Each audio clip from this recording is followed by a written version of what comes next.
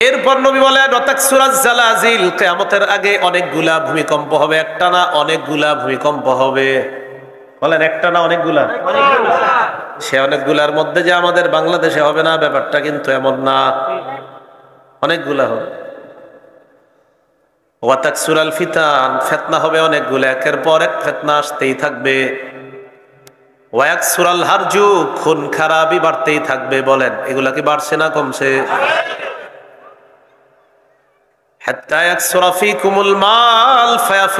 তোমাদের এত সম্পদ হবে, সম্পদ হইতে হইতে সম্পদ উপচে পড়বে, এরপরেও বলবা আরো লাগবে। সম্পদ হইতে হইতে উপচে পড়বে, তাহলে কিয়ামত হবে না। এর মধ্যে একটা জানলাম, তাকসুরাজ জালাজিল, ভূমিকম্প অনেকগুলো হবে, ভূমিকম্প অনেকগুলো হবে। তো আমরা ভূমিকম্প জানলাম এক নাম্বার, ভূমিকম্প কিয়ামতের আলামত। তাহলে আসল ভূমিকম্প যেটা হবে তো কিয়ামত হয়ে যাবে যখন ওইটা হবে, আর এটা আলামত। তাহলে তুরস্কে যেটা হয়েছে এটা কি কিয়ামতের? দুই নাম্বার, ভূমিকম্প হওয়ার অন্যতম একটা কারণ আদম সন্তানের পাপ বেড়ে যাওয়া। কি বেড়ে যাওয়া? পাপ বেড়ে যাওয়া ভূমিকম্পের একটা কারণ। পাপ যত বাড়বে ভূমিকম্প তত বাড়বে। ইবনে মাজাহ 4020 নম্বর হাদিসের বর্ণনা। عن أبي مالك الأشعري رضي الله تعالى عنه قال قال رسول الله صلى الله عليه وسلم, আবু মালিক আশআরী রাদিয়াল্লাহু তাআলা আনহুর বর্ণনা, আল্লাহর রাসূল বলেন, লা ইয়াশরাবান্না নাসুম মিন উম্মতি আল খামরা, আমার উম্মতের একদল মানুষ মদ পান করবে, ইউসাম্মুনাহা বিগাইরি ইসমিহা, এরা মদ পান করবে অন্য নাম দিয়ে, নাম পরিবর্তন করে মদ পান করবে, নাম দিবে এক এক নাম দিবে, আর মদ খাবে বিভিন্ন নাম দিবে। নেশা জাতীয় দ্রব্যের অনেক নাম দিবে, কানাডা ড্রাই, মাস্তুদ, আরো অনেক কিছু নাম দিবে, এই সেই। তো নাম দিয়ে তারা এইগুলা পান করবে। নবীজি বলেন, মাতাল অবস্থায় ইউযাফু আলা রুউসিহিম বিল কাইনাতি ওয়াল মুগান্নিয়াত, এরা মাতাল অবস্থায় থাকবে, তাদের সামনে ঢোল তবলা বাজনা চলবে, আর নর্তকীরা নাচানাচি করতে থাকবে। রাসূল বলছে এমন একটা অবস্থা হবে। কবে হবে বলেন তো? আরো ভবিষ্যৎ প্রজন্ম অপেক্ষা করবে হওয়ার, না চলছে? চলছে। রাসূল বলেন আমার উম্মতের একদল মদ পান করবে অন্য নাম দিয়ে, যখন অন্য নাম দিয়ে মদ পান করবে তখন তাদের সামনে মাতাল অবস্থায় নর্তকীরা নাচানাচি করবে, নাচের তালে তালে এরা মদ খাবে, আর নায়িকা গায়িকারা নাচবে, আর মাদকের ভয়াবহতা এরকম রূপ ধারণ করবে, যেটা আগামী 14 ফেব্রুয়ারিও আমাদের দেশেও হবে। লজ্জা শরম যাদের আছে তারা এই 14 ফেব্রুয়ারি পালন করবে না। যদি লজ্জা শরম না থাকে, ভূমিকম্প থেকে যদি শিক্ষা না নেয়, তাহলে কি করা? পাপ বাড়বে, ভূমিকম্প আসবে। পরে রাসূল কি বলে দেখেন, নবীজি বলেন এমন অবস্থা যখন হবে, ফায়াখসিফাল্লাহু বিহিমুল আরদ, এমন অবস্থা হবে এক পর্যায়ে তাদের পাপের মাত্রা এত বাড়বে, ইয়াখসিফুল্লাহু বিহিমুল আরদ, আল্লাহ তাদেরকে জমিনের মধ্যে ধসিয়ে দিবেন। ধসাইছেন জমিনে, জমিনে ধসিয়ে দিবেন। চোখের পানি রাখতে পারবে না, কি দৃশ্য! যখন এই দৃশ্যগুলা দেখি আমার অনেক কিছু বলতে মন চায়, জানি বললে অনেক ট্যাগ লাগবে আমার গায়ে, তাই বলি না। না না, এইখানে না, এটা অন্য ব্যাপার আছে। এটা বললে আরে আপনারা কি বলবেন, আমার সমজাতীয়রাই আমাকে ফতুয়ায় জড়িত করে ফেলবে যখন বলবো এটা নিয়ে। হ্যাঁ, বলবে তুরস্ক নিয়ে তুমি কথা বললা, সাহস কত বড়, এরকম বলে ফেলতে পারে। হ্যাঁ, তুরস্কের ইতিহাস পড়েন, পড়লে সব বুঝবেন। আল্লাহ পাক রব্বুল আলামিন জমিনের নিচে এদেরকে ধসিয়ে দিবে। আল্লাহ বলছেন, রাসূল বলছেন জমিনে, এটা তুরস্ক হোক আর যে দেশ হোক, মোট কথা হলো অপরাধ বাড়বে। তো হতে পারে ওই দেশের অপরাধ বাড়ার কারণে আল্লাহ পাক রব্বুল আলামিন তাদেরকে জমিনের নিচে ধসিয়ে দিবে ভূমিকম্পের মাধ্যমে। পুরা এমন অবস্থা হবে, বিল্ডিং পড়বে, ওই বিল্ডিং সহ আপনি যে মাটির কত নিচে চলে যাবেন নিজেও জানবেন। মাটির কত নিচে এক একজন আছে, হদিস নাই, তালাশ করেই পাচ্ছে না। আর কি হতে পারে? ওয়াজআল মিনহুমুল কিরাদাতা ওয়াল খানাজির, কাউরে আল্লাহ বানর বানাবে আর কাউরে শুকুর বানায় দিবে অপরাধের কারণে। ভাই অপরাধ ছেড়ে দেন, আসেন সবাই ভালো হয়ে যায়। এই দেশটা রক্ষার জন্য সবাই ভালো হয়ে যায়, তাহলে এই দেশটা বেঁচে যাবে, এই দেশকে আল্লাহ হেফাজত করবে। তাহলে যে অপরাধের কথা রাসূল বললেন ভূমিকম্প হওয়ার, এই অপরাধটা কি আমাদের দেশে হবে না চলছে?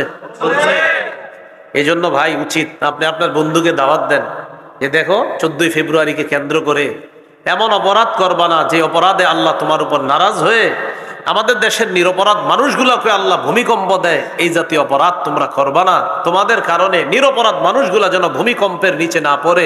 আল্লাহ আমাদের সকলকে হেফাজত করে। তিরমিজি শরীফ 2211 নম্বর হাদিস।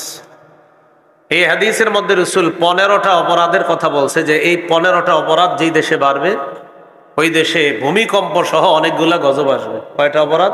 15টা।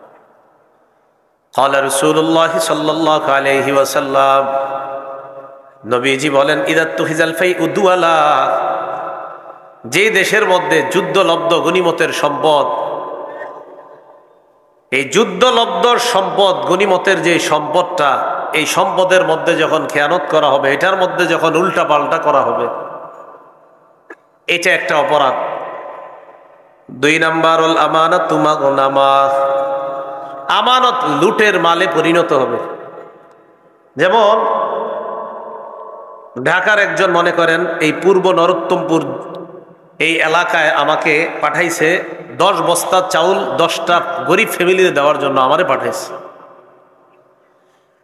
আমি এই 10 ফ্যামিলিকে আপনাদের স্কুলের সামনে একত্রিত করলাম, করার পর 10 ফ্যামিলিকে আমি চাউল দিছি, ঠিক 2 বস্তা দিছি 10 ফ্যামিলিকে, বাকি রইল কয় বস্তা? এই 8 বস্তা আমি মেরে দিছি। এটা আমার কাছে আমানত ছিল, এই আমানত লুটের মালে পরিণত যখন হবে, এটা দ্বিতীয় অপরাধ। 3 নাম্বার যাকাতু মাগরামা, যাকাতকে জরিমানা মনে করা হবে। যাকাত চাইতে যাবেন, হ্যাঁ আমি কি ঠেকা তোমারে যাকাত দিব? জরিমানা মনে করবে। যাকাত দিতেই হবে, এটা ফরজ। কেন দিব? আমার টাকা আমি কেন দিব? এরকম ভাবসাব। 4 নাম্বার তুআল্লিমা লিগাইরিদ্দিন, ধর্ম বিবর্জিত শিক্ষার সয়লাব ঘটবে, প্রচার প্রসার ঘটবে, এটা 4 নাম্বার। 5 নাম্বার আতাআর রাজুলু ইমরাআহ, অনুবাদ করব 5 নাম্বার, পুরুষ তার বিবির পূজা করবে, পুরুষ তার বিবির আনুগত্য করবে। 6 নাম্বার আক্কা উম্মা, মায়ের নাফরমানি করবে। 5 নাম্বার বিবির আনুগত্য করবে, 6 নাম্বার মায়ের নাফরমানি করবে। 7 নাম্বার আকসা ওয়া আদনা সাদিকা, বন্ধুদেরকে কাছে টানবে। 8 নাম্বার আকসা আবা, বাবাকে দূরে ঠেলে দিবে। বন্ধুকে কাছে টানবে, বাবাকে দূরে ঠেলে দিবে।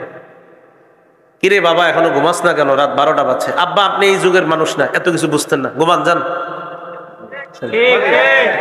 বন্ধুদেরকে নিয়ে আড্ডাবাজি করবে রুমে, তো বুড়া মানুষ 60 বছর বয়স এসে বলবে কিরে ঘুমাবি না, এত রাত হয়ে গেছে। আব্বা আপনি এই যুগের মানুষ না, আপনি এত কিছু বুঝতেন না, যান আপনি ঘুমান, আপনি খুব বুঝছেন, উনি ঠিকটা বুঝছে, আপনি উল্টাটা বুঝছেন। বন্ধুদেরকে কাছে টানবে। 8 নাম্বার বাপরে দূরে ঠেলে দিবে। 9 নাম্বার যহরাতিল আসওয়াতু ফিল মাসাজিদ, মসজিদের মধ্যে আওয়াজ বাড়বে, হট্টগোল বাড়বে, সভাপতি সাহেব সেক্রেটারি সাহেব বউয়ের সাথে না পাইরা ইমাম মুয়াজ্জিনকে ঝাড়ি মারবে। এরকম হবে আর কি, জানি না এই এলাকা হয় কিনা, হবে যদি হয়। তো এটা হলো 9 নাম্বার, হট্টগোল, মসজিদে আইসা আওয়াজ বাড়বে। 10 নাম্বার ওয়াসাদাল কাবিলা তাফাসিকুহুম, গোত্রের নেতা হবে সবচেয়ে পাপাচার ব্যক্তি। 11 নাম্বার ওয়াকানা জাইমুল কওমি আরজালাহুম, এই যে এলাকা এলাকায় দরবার টরবার করবে, এদের নেতা হবে সবচেয়ে নিকৃষ্ট মানুষ। বেচারার জমিন, এর জমিন উনি পাবে কিমনে জানি, রাতের বেলা আমারে পড়ায় টড়ায় রাজি করে লাইছে, পরের দিন গিয়া জমিনটা সেই পাবে। এখন আমি পরের দিন পুরাই উল্টা পুরাই উল্টা, সবার কথা টথা শুনে আমি বললাম, আমি সব শুনে টুনে বুঝতে পারলাম জমিন এটা হের না, জমিন এটা তার না, এটা তার, আসলে এটা হের। চলছে কিনা আমি তো জানি না। নবী বলছে যদি হয়, নবীজি বলছে যদি হয়, বাকি হচ্ছে কিনা এটা এলাকা যা থাকে না আপনারা ভালো জানেন। রসুল বলছেন যদি এগুলা হয়, এগুলো 11 নাম্বার। বললাম না আমরা সবাই ভালো হয়ে যাই, চলেন। কারণ এগুলা যদি হয় তো গজব আসবে। তো রসুল তো বলে দিয়েছেন উম্মত আমি তোমাদেরকে বলে দিচ্ছি এগুলা হলে গজব আসবে, এগুলা তোমরা হয়েও না, এগুলা করবা না, এগুলা থেকে বেঁচে থাকো। এগুলো 11 নাম্বার। 12 নাম্বার উকরিমার রজুলুমা খাফাতা শাররিহি, মানুষ মানুষকে সম্মান করবে শ্রদ্ধা থেকে না, তার জুলুম থেকে, তার অনিষ্টতা থেকে বাঁচার জন্য। এটা 12 নাম্বার। মেয়েটা স্কুলে যায় তো টেনশনে থাকে, মোটরসাইকেল নিয়ে 5-7 জন ডেইলি মোস্তানি করে, তো বেচারা টেনশনে থাকে, আরে এগুলারে সালাম দেয়। একক তো নামাজও পড়ে না, তো হাজির সাহেব একটার জায়গায় কয়েকটা সালাম দেয়। কোন নিয়তে? আমার মেয়েটারা যেন ডিস্টার্ব না করে। এটা কি শ্রদ্ধার সালাম নাকি এটা তার অনিষ্টতা থেকে বাঁচার সালাম? বাঁচার সালাম। এটা 12। 13 নাম্বার ওয়াজহারাতিল কাইনাতু ওয়াল মাআজিফ, ঢোল তবলা বাড়বে, নায়িকা গায়িকার সংখ্যা বাড়তে থাকবে, ঢোল তবলা বাড়তে থাকবে। শুধু বাড়বে এমন না, মাইকের সামনে বইসা বলবে ঢোল তবলা যে হারামিরা হুজুররা কই পাইলো। বাড়বে এমন না, এটাও বলবে যে হুজুরের পাইছো কই। এরকম যে গান বাদ্য বলবে, গান বাদ্য এগুলা হারামিটা এরকম তারা পাইছে কই, এরকম বলবে। আসেন সবাই ভালো হয়ে যায়, এগুলা বললেন না, সবাই ভালো হয়ে যায়, দেশটা বাঁচাই, দেশকে আল্লাহ যেন হেফাজত করে, চলেন সবাই ভালো হয়ে যায়। এটা 13 নাম্বার।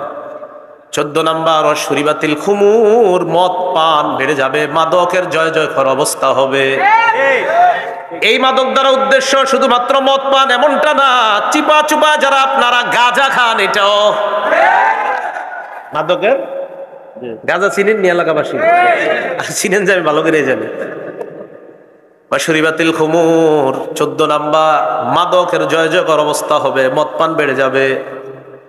15 নাম্বার লানা আখিরু হাযিহিল উম্মাহ আউওয়ালাহা, এই উম্মতের শেষ জামানার মানুষগুলা আগের জামানার মানুষদেরকে গালি দিবে, বলবে ইমাম আবু হানিফা কি বুঝে, আমি সব বুঝি। এরকম বলবে। জি জি। ইমাম মালিক কি বুঝে, আমি বুঝি। ইমাম আবু হানিফা কি বুঝছে, ইমাম মালিক, ইমাম শাফি, ইমাম আহমদ ইবনে হাম্বল কি বুঝছে, আব্দুল্লাহ ইবনে মাসউদ এই হাদিস বুঝে নাই, আমি বুঝছি। এরকম বলবে। রাসূল বলছে শেষ জামানার লোকেরা আগের জামানার লোকদেরকে গালি দিবে, অভিশাপ দিবে। এই 15টা অপরাধ যখন হয়, নবী বলেন যখন হয়, ফালইয়ারতাকিবু ইনদা যালিকা রিহান হামরা, ওই মানুষগুলা যেন গরম বাতাসের অপেক্ষা করে, অগ্নি বাতাসের অপেক্ষা করে। 10 বছর 15 বছর আগে আমাদের কৃষকরা খেজুর গাছের নিচে বাতাসে যে আরামের ঘুমটা দিত, এখন আর ওই আরামের বাতাসটা পাওয়া যায় না। হ্যাঁ হুজুর ঠিক না, গরমকালে একটা আরামের বাতাস ছিল, 1টা বাজে 12টা বাজে বের হইলে কৃষকরা দেখা যেত খেজুর গাছের নিচে ঘুমায় রয়েছে, আরামের বাতাস। সেই আরামের বাতাসটা দেখবেন নাই, এটা আপনার তাপমাত্রা বেড়ে যাচ্ছে। এরপরে কি করে দেখেন, ওয়াজাল জালা, ভূমিকম্প বাড়তে থাকবে, ওয়াজাল জালা, এই যে এসে পড়ছে ওয়াজাল জালা। এই 15টা অপরাধ যখন হবে, ওয়াজাল জালা, ভূমিকম্প বাড়বে। এজন্য আমরা সবাই দাওয়াত দিই, চলেন সবাই ভালো হয়ে যাই, সবাই অপরাধ ছেড়ে দেই, আল্লাহ যেন দেশটা হেফাজত করে। ওয়া খাসফা, নবী বলেন ভূমি ধস হবে, ওয়া মাসখা, চেহারা বিকৃত হবে, মানুষের চেহারা বিকৃত হয়ে যাবে। শুধু বিকৃত হবে এমন না, মানুষ নিজেরা নিজেদের চেহারা বিকৃত করবে, আর এটার নাম দিবে হ্যালোউইন। কি সুন্দর মানুষ, আপনি চিনবেন না, এর চেহারা বিকৃত করে ফেলছে। কি এরকম হবে না হচ্ছে? এরকম চেহারা বিকৃত করে ফেলছে, চেহারা উল্টা পাল্টা করে ফেলছে। নবীজি সাল্লাল্লাহু আলাইহি সাল্লাম কয় এগুলা মনে করবে এটা গজব। এরপরে যেটা বলছে এটা তো অবাক হয়ে যাবে, আয়াতিন তাতাবা, শোনো তোমরা একের পর এক ফিতনা আসতেই থাকবে, পরীক্ষা আসতেই থাকবে, বিপদ আসতেই থাকবে, যখন তোমাদের এই অপরাধের মাত্রাগুলা বাড়বে। নবী বলেন কেমন জানুনি, কা নিজামিন বাল কুতিয়া সিলকুহু ফাতাতাবা, তাসবিহ আছে নি কারো পকেটে? স্টেজে দেন দেন, কানি জমিন বালিন কুতিয়াসিল কুহু ফাতাতাবা। এই যে দেখেন, এই রশিটা যদি এই জায়গায় ছেড়ে দেই, তাসবির দানা কি একটা পড়বে না সব? নবী বলেন, একটা পুরাতন পুতির মালার সুতা যদি তুমি কেটে দাও, এই পুঁতিগুলা যেমন একের পর এক পড়তেই থাকবে, তেমনি ভাবে তোমাদের উপর একের পর এক গজব আসতে থাকবে। কানি জমিন বালিন কুতিয়াসিল কুহু ফাতাতাবা। পুরাতন পুতির মালার মতো এই পুতির মালাটা যদি কেটে দেওয়া হয়, একটা মালার পুঁতি একটা পড়বে না, সবগুলা পুঁতি একের পর এক যেমন পড়বে। এবং রাসূল বলছেন পড়বে মানে একটু দেরি করে না, একটার পর একটার পর একটার পর একটা।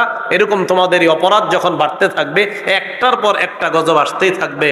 হ্যাঁ, মনে রাখবা, নাসাই শরীফের বর্ণনা 4191, 4189, 4181 সব গজব সম্পর্কে রাসূল বলেন, এই বর্তমান যে মুসিবতটায় পড়বা, বর্তমান যে গজবটায় পড়বা, এই পরের গজবটা হবে এটার চেয়ে আরো ভয়ঙ্কর। করোনার সময় আমরা কি মনে করছি, এর চেয়ে ভয়ঙ্কর গজব আর আসবে না। এখন তুরস্কেরটা পুরা পৃথিবী বলবে এটার চেয়ে ভয়ঙ্কর গজব আর আসে নাই। এরপরে যেটা হবে এটা এটার চেয়ে আরো ভয়ঙ্কর হবে। তাই আসেন পুরা পৃথিবীর মুসলমান আমরা সবাই ভালো হয়ে যাই এই গজব থেকে বাঁচার জন্য। উপায় নাই।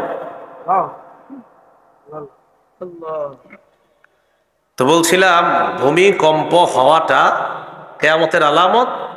আসল যেটা হবে এটা তো কিয়ামত হয়ে যাবে, এটার আগে যেগুলা ঘটবে 48 সেকেন্ড, 30 সেকেন্ড, 2 সেকেন্ড, 5 সেকেন্ড, এগুলো আল্লাহ দেখায় দেয়। দেখো, আমি এই সামান্য একটা নাড়া দিলে তোমাদের সব গতি বন্ধ হয়ে যায়। যখন একটা নাড়া দিব পুরা দুনিয়াকে, সেদিন তোমাদের অবস্থাটা হবে কি? তো এটাই আল্লাহ বলেন, ইদা জুলজিলাতিল আরদু জিলজালাহা। প্রচন্ড কম্পনে যখন জমিন প্রকম্পিত হবে, ওয়া আখরাজাতিল আরদু আসকালাহা, জমিন তার বোঝা বের করে দিবে। জমিনের বোঝা কারা? আলকাত মা ফিহা মিনাল মাউতা, জমিনের নিচে যত মৃত আছে যারা, সবাইকে কিয়ামতের ময়দানে জমিন বের করে দিবে। যা, সব বের উঠাবে, উঠো। এই মাউতাদেরকে বের করে দিবে। এরা আমার বোঝা, এটা জমিনের বোঝা, এগুলারে বের করে দিবে।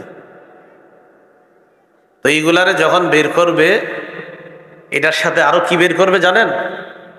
খনিজ পদার্থ আছে না, স্বর্ণ রূপা যত, এই স্বর্ণ রূপাগুলার ব্যাপারে রাসূল কি বলে দেখেন, তিরমিজি শরীফের 2208 নম্বর হাদিস, 2208।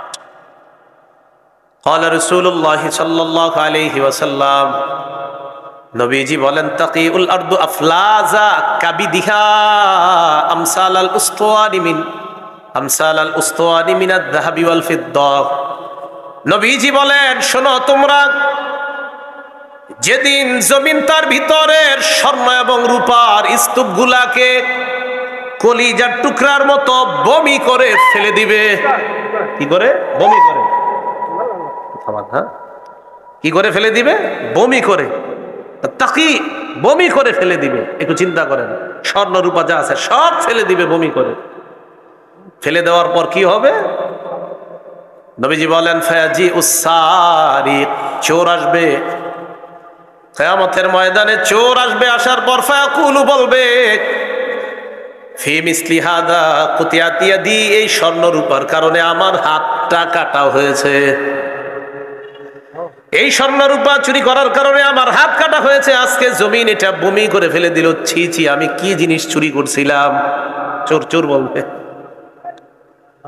ফায়াজিউল কাতিলু, হত্যাকারী আসবে, আসার পর ফায়াকুলু বলবে, ফি হাদা কাতালতু, এই স্বর্ণ রূপার জন্য আমি কত মানুষ হত্যা করলাম।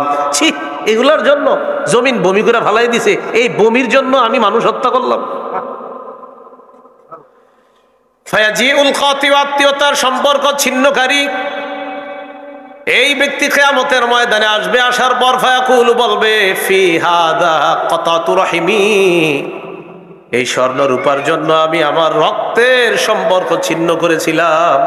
আলমারির মধ্যে স্বর্ণ রূপা লুকিয়ে রেখেছিলাম, আত্মীয় স্বজন যেন না দেখে।